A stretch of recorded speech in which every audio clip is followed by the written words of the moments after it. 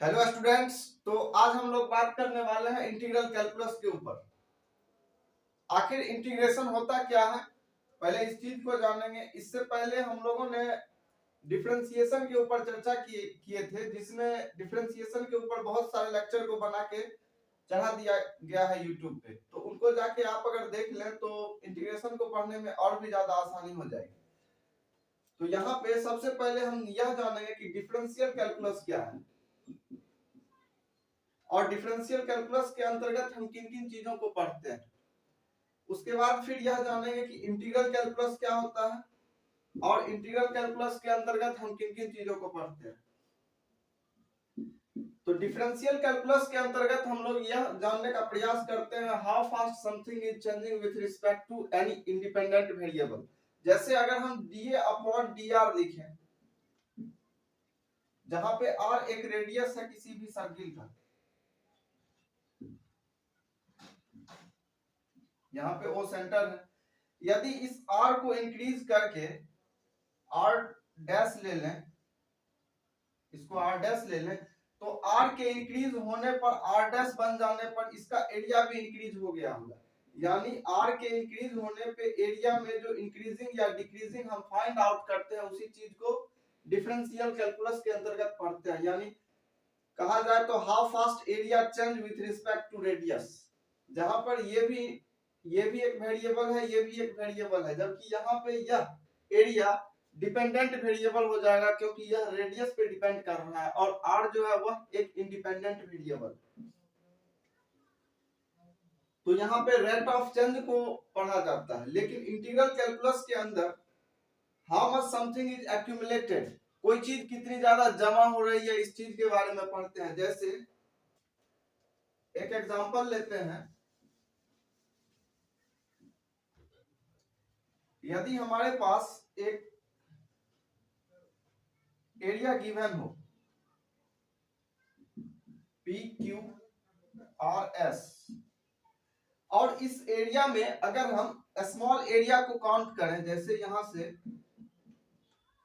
मान लिया जाए यह DA है और इस पूरे सरफेस का एरिया A है और यह स्मॉल एरिया हम यहाँ पे DA लेते हैं, ठीक। उसी के सिमिलर एक DA यहाँ भी होगा, उसी के सिमिलर फिर यहाँ भी DA होगा। तो इस कंप्लीट एरिया में बनने वाले बहुत सारे स्मॉल एरिया DA छुपे हुए हैं। अगर उन सभी DA को जोड़ दिया जाए तो उनके जोड़ को यहाँ पे एक चिन्ह इंटीग्रल, इसको इंटीग्रल पढ़ा जाता है। इस चिन्ह को अगर जोड़ दिया जाए तो यह a प्लस सी इसको लिखा जाता है, यानी कंप्लीट एरिया प्लस सी। प्लस सी को आर्बिट्रेरी कांस्टेंट कहते हैं। यदि स्मॉल डीए जितने भी हैं उनको जोड़ दिया जाए, अगर उनके जोड़ में कुछ एरर, कुछ त्रुटि अगर रह गया हो तो उसको यहाँ पे कंप्लीट करने के लिए प्लस सी जोड़ा जाता है। स्वैच्छिक अचर इसको हिंदी में कहते हैं। तो इंटीग्रेशन वह प्रक्रिया है जिसके तहत हम क्या करते हैं, how much something is accumulated, कोई चीज कितनी ज्यादा जमा हो रही है, इस चीज के बारे में जानने का प्रयास करते हैं। और यहाँ पे यह चिन्ह इंटीग्रल हो जाएगा, यहाँ पे जो आएगा इसको इंटीग्रेंड या हिंदी में समाकल कहेंगे, और इस जिस प्रोसेस के तहत ए तक पहुंचे हैं इस प्रक्रिया को इंटीग्रेशन कहते हैं। तो ये था डिफरेंशियल कैलकुलस और इंटीग्रल कैलकुलस के बीच का डिफरेंस। अब इंटीग्रेशन को पढ़ने के लिए कुछ सम इंपॉर्टेंट इंटीग्रेशन के फॉर्मूले होंगे जिनको देखते हैं।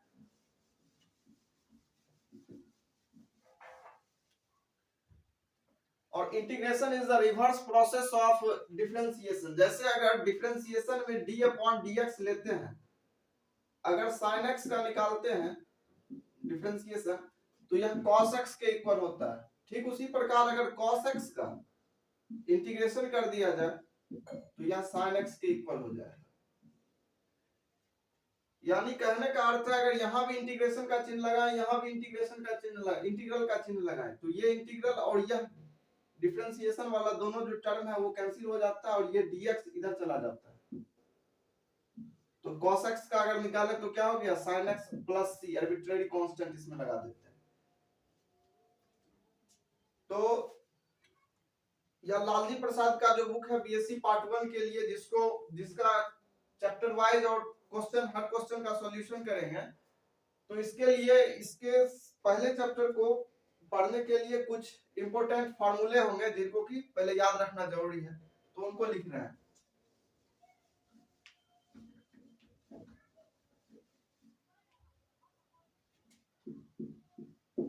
अगर x raise to n dx का इंटीग्रेशन निकाला जाए तो ये x पे पावर n+1 अपॉन n+1 के इक्वल हो जाता है।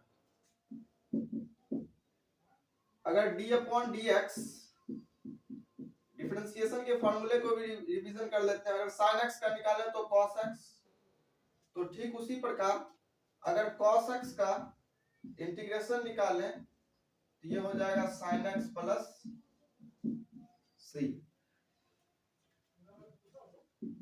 अगर d upon dx cos x का निकालें तो माइनस sin x हो जाएगा। ठीक उसी प्रकार अगर sin x dx निकालें, माइनस को इधर भेज देंगे, minus cos x plus c। ये सब इंपॉर्टेंट इंटीग्रेशन के फॉर्मूले हैं। अब question 4, d upon dx tan x का निकाला जाए तो sec स्क्वायर x। अब sec स्क्वायर x का अगर इंटीग्रेशन निकालें तो tan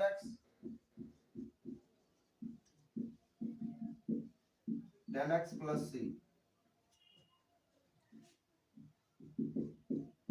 d upon dx sec x का निकाले तो sec x into tan x। अब sec x into tan x का अगर इंटीग्रेशन निकाला जाए dx, तो यह sec x प्लस c के इक्वल हो जाएगा। तो अब cot x का लिखते हैं और cosec x का।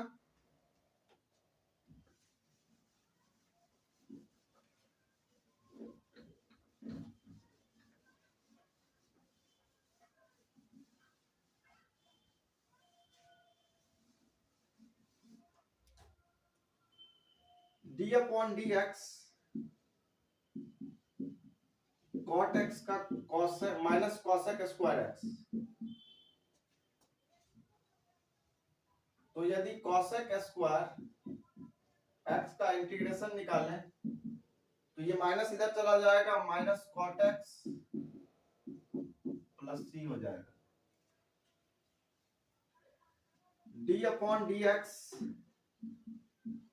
cosec x का ले minus cosec x into cot x।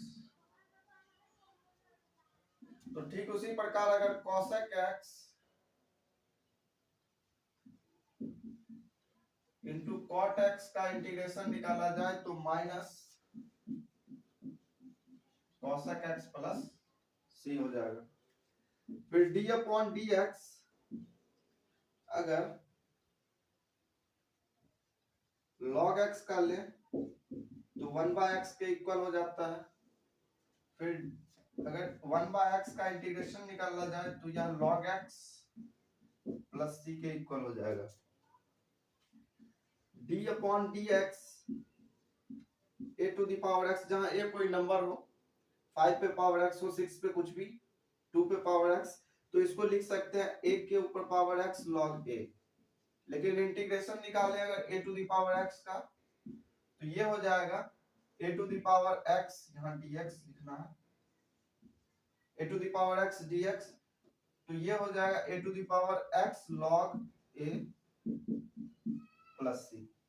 तो ये थे कुछ इंपॉर्टेंट फार्मूले जिनके आधार पे हम क्वेश्चन को अब सॉल्व करेंगे।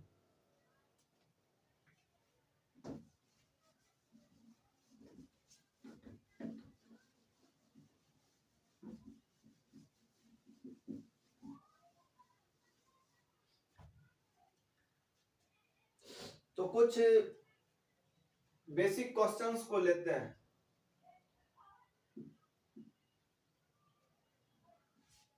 क्वेश्चन को लेते हैं। क्वेश्चन 1, यदि दिया गया हो x³ dx, इसका इंटीग्रेशन निकालना है, तो सबसे पहले इसको i मान लेंगे। Let i be, i equal to x³ dx। अब हम लोग जान रहे हैं कि अगर x के ऊपर पावर n dx हो तो उसको लिखा जा सकता है n+1 n+1 c, ये लिखा जा सकता है। तो ठीक उसी प्रकार यहाँ पे लिखेंगे x के ऊपर 3+1 कितना हो जाएगा 4/n+1 यानी 3+1 4 + c। तो यही हो गया इसका इंटीग्रेशन। क्वेश्चन नंबर 2 लेते हैं। अगर दिया गया हो x³ + 2x + 5, ये 5 है dx। सबसे पहले हर एक को अलग कर देंगे, इसको i मान लेना है।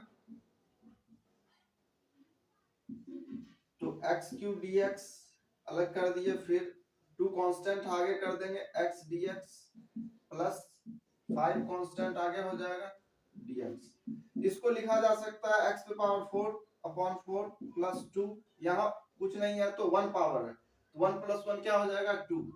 तो इसको लिखा जा सकता है x पे पावर 2/2 प्लस 5, यहाँ कुछ नहीं है तो 1 है, और जितना भी dx है, जितना भी स्मॉल dx था सबको जोड़ने पे कंप्लीट ये हो जाता था, तो जितना भी dx है स्मॉल उसको जोड़ेंगे तो कंप्लीट x बन जाएगा plus c arbitrary constant.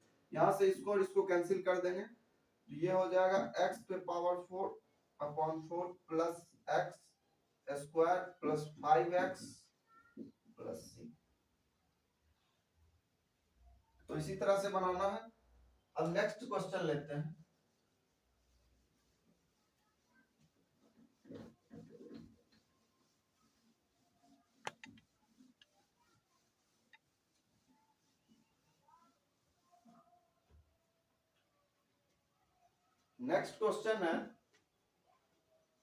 Next question इसी बुक से लेते हैं, इंटीग्रल कैलकुलस का जो लालजी प्रसाद का बुक है। चैप्टर है एग्जांपल 1A।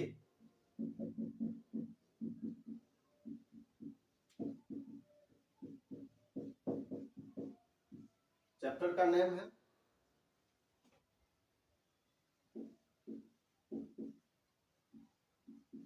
लालजी प्रसाद।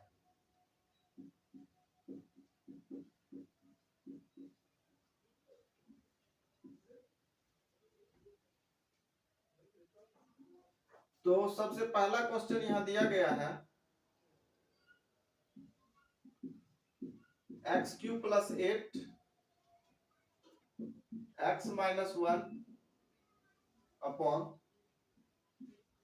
x² - 2x + 4 dx। सबसे पहले यहाँ क्या करेंगे, इसको i मान लेना। लेट i = जो दिया गया है उसको i मान लेंगे। उसके बाद अगर यहाँ पे इसको aq + bq के फॉर्म पे इसको ब्रेक करें तो aq + bq क्या होता है a² - ab, a + b और a² - ab + b²। तो इसको लिखा जा सकता है, ये 2 के q के रूप में लिख सकते हैं इसको, x³ + 2 का q। तो यहाँ से a + b के रूप में क्या हो जाएगा x + 2, यहाँ x² - 2x + 4। अगर इसको aq + bq के रूप में लिखें x - 1, जो कि एज इट इज रह जाएगा ये वैसा ही।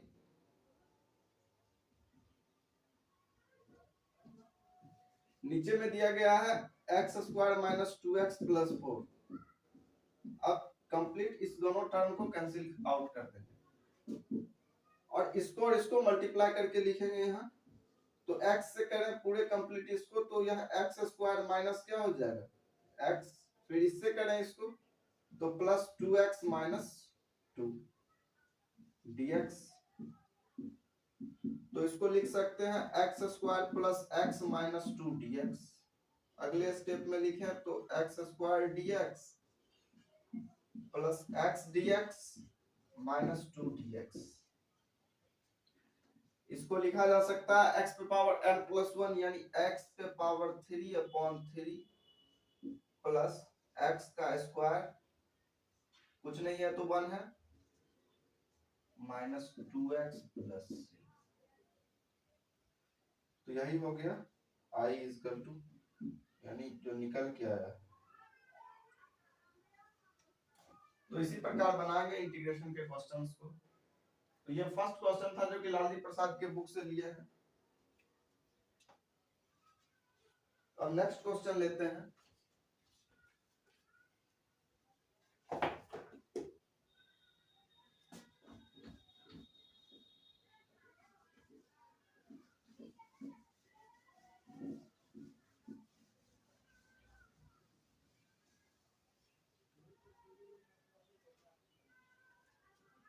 Question number second,